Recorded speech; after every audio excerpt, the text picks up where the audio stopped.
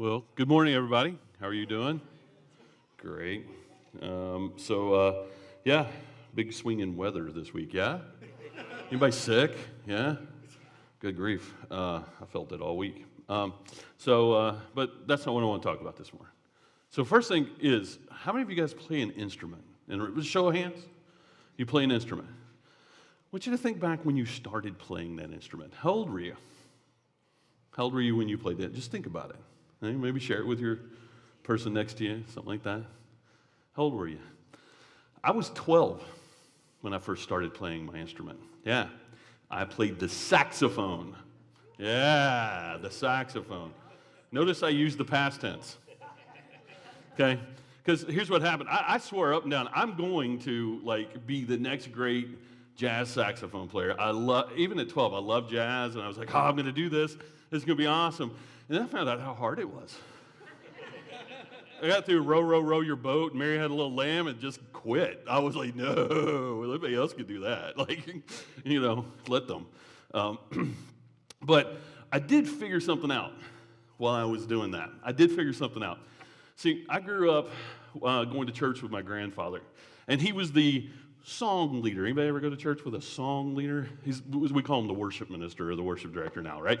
But anyway, he would stand on stage and he would lead the singing, and he would tap his foot. And I watched him do that. And we got in, music class, and the teacher's like, well, tap your foot.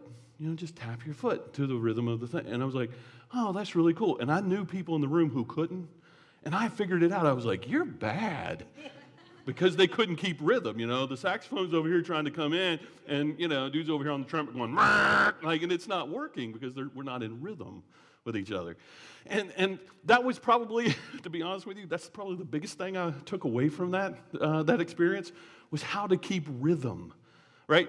You can do it, right? You can keep rhythm, right? You know what that's like and how important keeping rhythm is. Some of you are sitting there going, yeah, I have no rhythm. Yeah, I know you don't. It's okay, right? But we can all notice when rhythm isn't being kept in a song or something like that, right? Rhythm is hugely important. So important sometimes we don't pay attention to it, yeah? And I'm going somewhere with this, right? That's what this whole series is about, is learning to keep in rhythm with Jesus, right? To walk where he walked, to do things the way he did them, to be like Jesus, right? That's why we're spending all of this time in the book of Mark. So we can find the rhythm of Jesus, get in step with him, and play too. Yeah? See, if our goal is to follow the servant, right? We have to find his rhythm. Would you pay close attention to three things? The way Jesus did things, right? The way in which he did things. We also need to know what he did, and we also need to know what he said. Because we want to speak like Jesus, yeah? We want to do what Jesus did, but we also want to do it the way he did it. We want to say it the way he did it, yeah? When we do things how Jesus would do them, when we say things how Jesus would say them, we call those his ways, yeah? Because to become like Jesus is to speak as he spoke, act as he acted, and do both the way he did it. So as we dig into this morning's passage, I spent that time telling you about this because I want you to pay attention. I want you to pay attention not only to what he's saying, super important, not only to what he's doing, super important, but how he does it, yeah? So you ready? Let's jump in. They went to Capernaum when the Sabbath came. Jesus went to the synagogue and began to teach. The people were amazed at his teachings because he taught them as one who had authority, not as the teachers of the law. Just then a man in their synagogue who was possessed by an impure spirit cried out, "What do you want with us, Jesus of Nazareth? Have you come to destroy us? I know who you are, the Holy One of God." "Be quiet," said Jesus sternly. "Come out of him." The impure spirit shook the man violently and came out of him with a shriek. The people were all so amazed that they asked each other, what is this? A new teaching? And with authority. He even gives orders to impure spirits and they obey him. News about him spread quickly over the whole region of Galilee. As soon as they left the synagogue, they went with James and John to the home of Simon and Andrew. Simon's mother-in-law was in bed with a fever. And they immediately told Jesus about her. So he went to her, took her hand, helped her up. The fever left her, and she began to wait on them. That evening, after sunset, the people brought to Jesus all the sick, the demon-possessed. The whole town gathered at the door, and Jesus healed many who had various diseases. He also drove out many demons, but he would not let the demons speak because they knew who he was. So to say Jesus was doing something important in this passage would be an understatement, right? Right? See, Jesus begins, if you go back, in a synagogue. And in the synagogue, he's teaching. And he's teaching so well that they said he was teaching with authority, not like the teachers of the law. He was teaching with authority. I always loved that phrase. Jesus taught with authority. You know, because you know what a good teacher sounds like, right? They just kind of ooze with some sort of authority. And what that looks like is they take the scriptures and they bring it down to you. They help you understand what's being said and what's going on. And they say it in such a way that you are drawn into it. Yeah? You've been around those kind of people before. You've heard those kinds of teaching. The way they teach opens us up to the ways of seeing things and give us access in ways that we couldn't otherwise. And I know that that's what Jesus did. The reason people were so amazed at his teaching was because he started teaching the scriptures in a way that they had never heard it before so that they could access it. They didn't hold it up over their heads. They didn't hide it away. Jesus spoke to them in ways that they could understand it and get access to it. He made the scriptures accessible to them, unlike anyone else had done. And at that moment, right? You read it with me. The guy pops up. He's got a demon. And not only does Jesus hadn't run him out yet, but the demon pops up and goes, hey, what are you doing? I know who you are. You're the Holy One of God. What, right? Then Jesus just looks at him and says, get out. And with a shriek, he got out, right? Now, I'm not sure about you, but every time I read something like that in the scriptures, it just screams to me the kingdom of God. Yeah? I always see these movements of power that Jesus has as this is what the kingdom is supposed to be. This is what it's supposed to look like. Especially when he puts the adversary in his place. Yeah? Man, you can almost feel it, right? Yeah. Get him, Jesus. Yeah. Almost like he's putting things back in order the way they're supposed to be. Yeah? So, if that wasn't enough for the day, right? I don't know about y'all. After preaching, I'm kind of tired.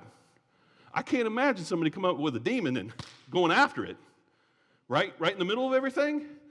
I know at the end of that day, I'd be like, whew, somebody find me a hamburger and a Coke, and I'm going to go to sleep. You know what I'm saying? So but that's how Jesus did. He's like, where are we going next? Well, we're going to go over to Simon's house. That's Peter, by the way, if you didn't know. We're going to go to Simon's house. And he and Andrew are there, so James and John and Jesus, they take off and they go off to Simon's house. His mother-in-law, right?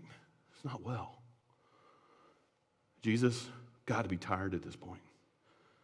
Walks in and sees it. And in his brain, I really think Jesus is thinking, man, Peter's mother-in-law is going to be very important when we go off and do some stuff because Peter's wife is going to need her. He knows she's probably going to die. He didn't even think twice about it. He just walks in the room, gets her up. And I love it that she started waiting on him. I don't know if you've seen The Chosen, but that's it. Like, she starts, oh, did we get you drinks? You want some chips? What's going on? You were just sick. Like, right? I know some of you that are like that. Right? Now, I don't know how he does things like this. I don't know 100% how he does things like this, right? But I know that he did it in such a way that didn't freak people out. Because here's what happens. Word got out. And later on that night, he's hanging out at Simon's house. And the whole town shows up, right? The whole town gathers at the door, and Jesus healed many who had various diseases. Okay, let's recap. Preach a sermon. Whoo, you're doing a good job. Drove out a demon. That's a lot. Heals the mother-in-law. That's even more. And he didn't stop. They showed up at his door late into the night. And Jesus healed many who had diseases. He didn't stop. He was busy about doing the work of the kingdom. Yeah? And these people saw the way he did it. They weren't scared of him. They weren't weirded out by him. I don't know about you guys. Somebody starts driving out demons and healing a bunch of people. I'm going to be like, whoa, whoa, whoa, whoa, whoa, whoa, whoa, whoa. What's happening? I'm not saying I wouldn't pay attention, but I'd be a little weirded out. But there was something about Jesus where people are like, no, man, let's go. We got to do this. We got to be part of this. Yeah? This is the kingdom. This is the kingdom. Jesus had come to set all things right. Driving out demons, healing the sick, right? Restoring creation back to the way God intended for it to be when he created it so many years ago. And people noticed because it seemed to sound like a song that they had heard before but had forgotten.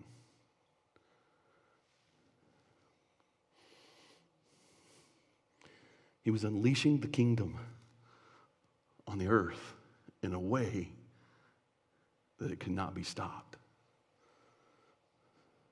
Let me ask you something. Wouldn't it be awesome to see things like that today? What? Wouldn't it be amazing? Yeah. I mean, talk about unleashing the kingdom, right? That's amazing.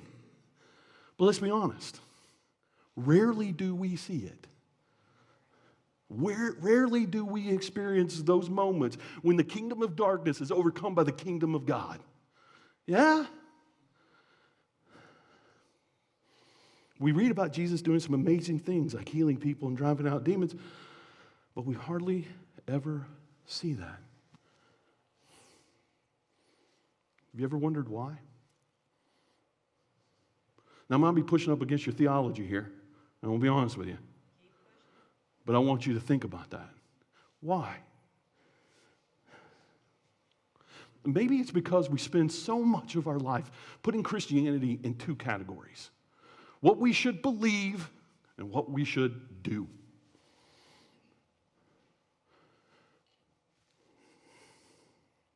Do we believe the right things? Do we say the right things? Do we do the right things? And we bounce back and forth between those two things and miss the rhythm of Jesus' life. You're like the trumpet player who can't keep in time. Me too.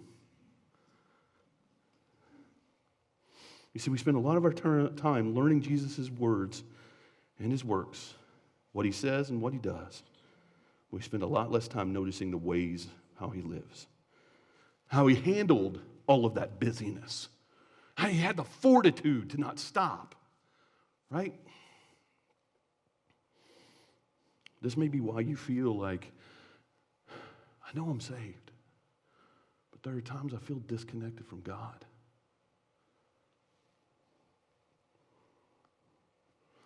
What if transformation comes What if transformation comes when we become like Jesus in his words, in his works, and his ways? What if that's when transformation actually begins? We start to see the work of God in the world.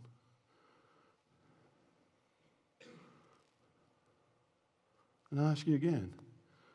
I'll ask it to you this time. You ever feel like, yeah, I'm saved, I'm going to heaven. But there are times I feel disconnected from God.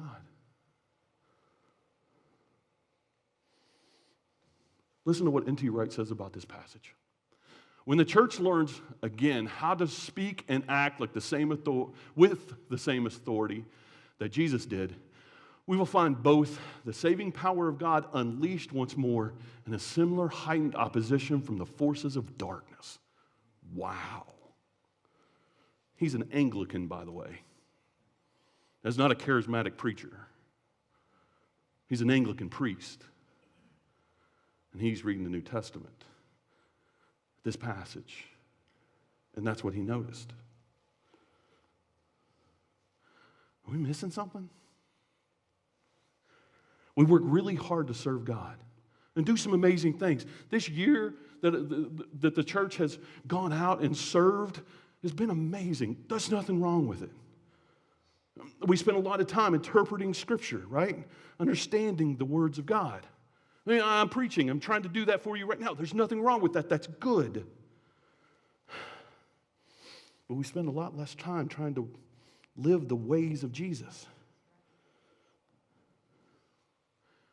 N.T. Wright actually thinks that that's what we're missing, the ways of Jesus. He thinks that that's what people meant when they said Jesus taught with authority. I agree with him.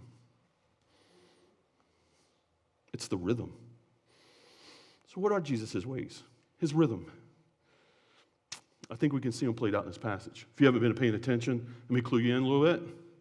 We heard his words, amazing things he said, right? We saw his ways, driving out demons, healing people, doing all that kind of stuff, right? Yep. But what about his ways?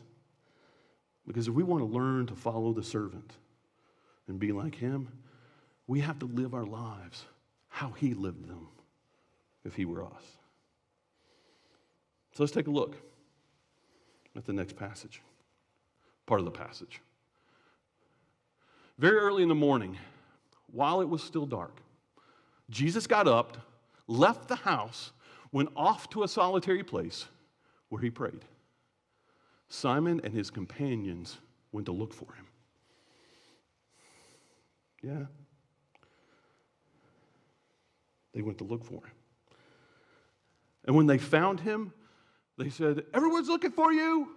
Where you been? What are you doing? Why are you gone? A lot of things to do, a lot of people to heal, a lot of demons to drive out, a lot of teaching to be done." Yeah? This idea of going to a quiet, solitary place away from all the work that needs to be done can be very foreign to us. But it is not a problem that we don't know anything about, is it? Being in a hurry, running around like a chicken with our heads chopped off, having so much to do on our calendar that we don't know what's next, getting exhausted is normal. So normal that people have mentioned it.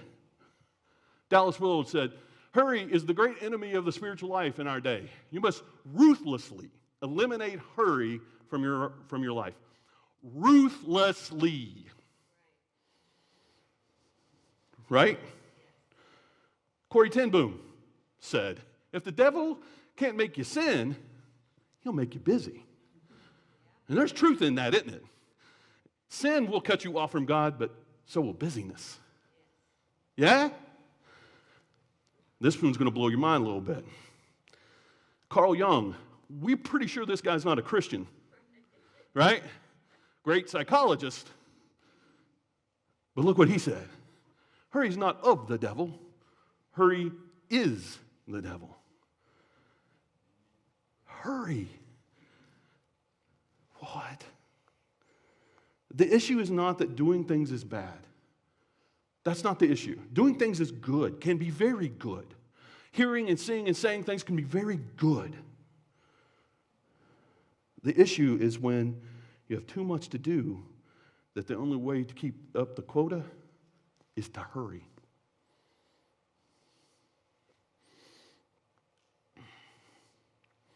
We get caught in a cycle.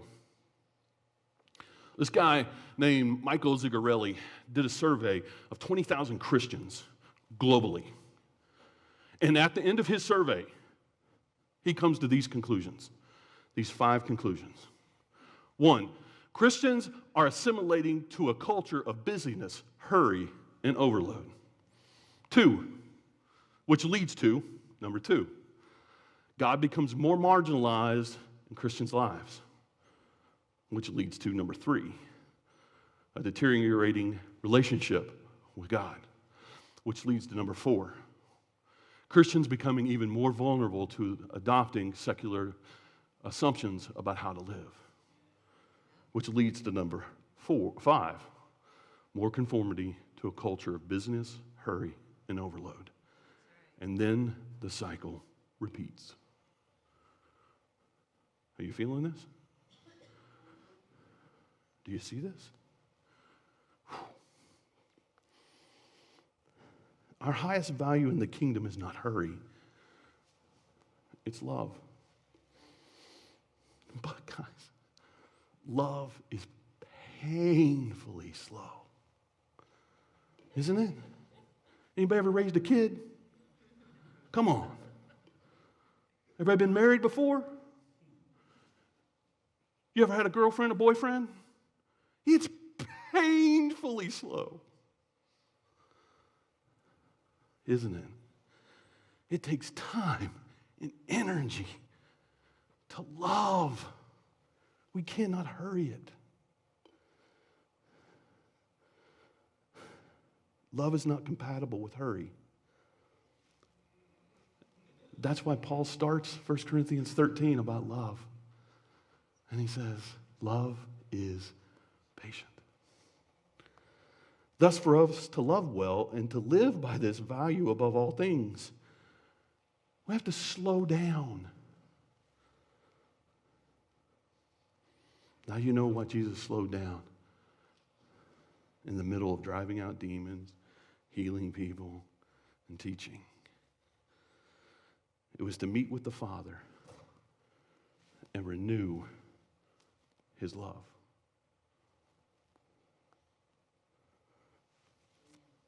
So I need you to hear me when I say this.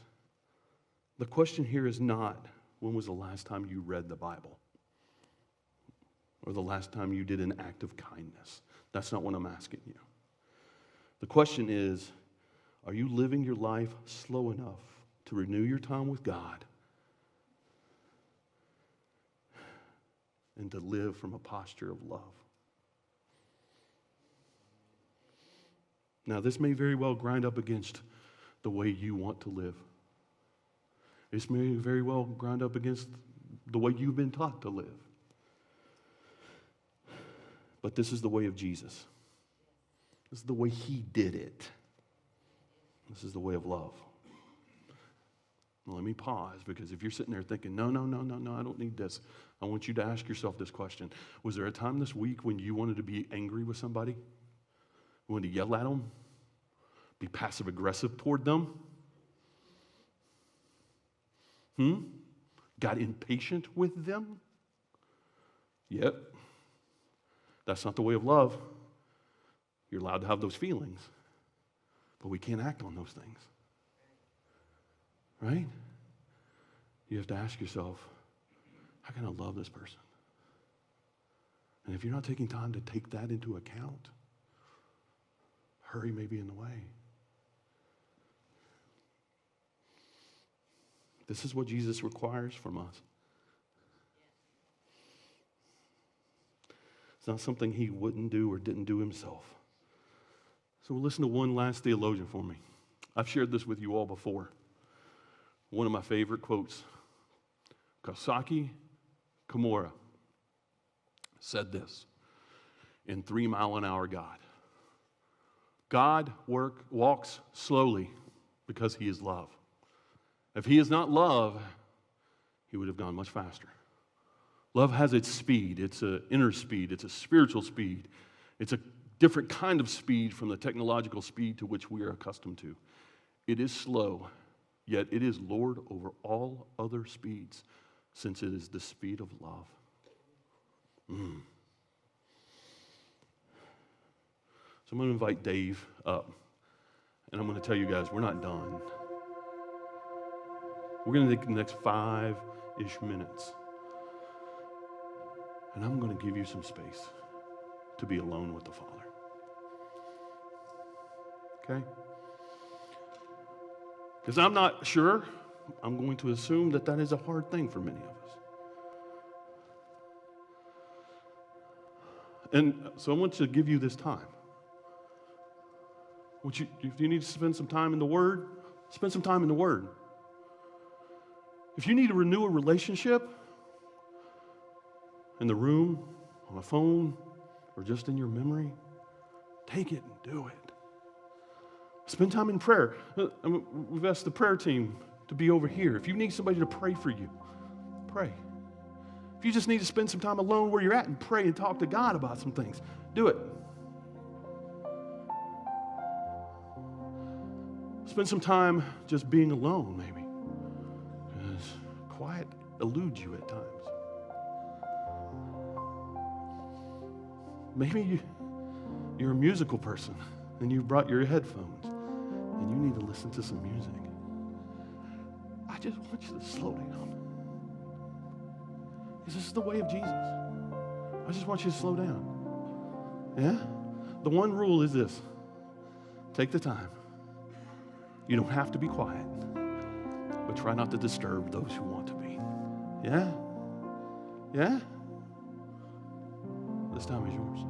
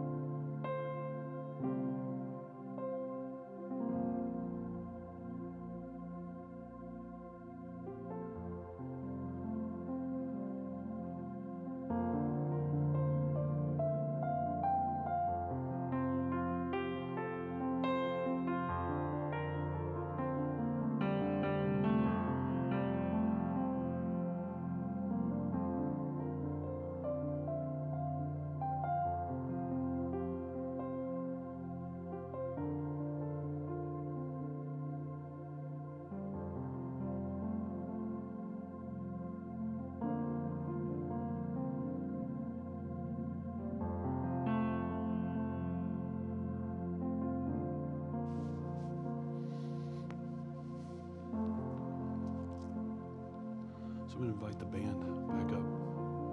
We're going to sing a song. In celebration of resting in the Father. For some of you, this was a respite. You needed it. For some of you, you were antsy. You didn't know what to do with it. And some of you were like, wow, that's really cool. I needed that. Some of you were going, I'm confused. Why were we quiet? Yeah.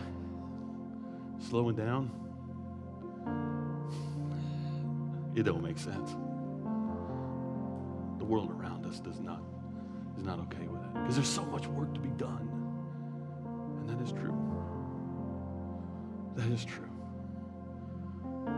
But in order to get there, we have to live in a rhythm that Jesus lived, which is helping and loving and listening and resting.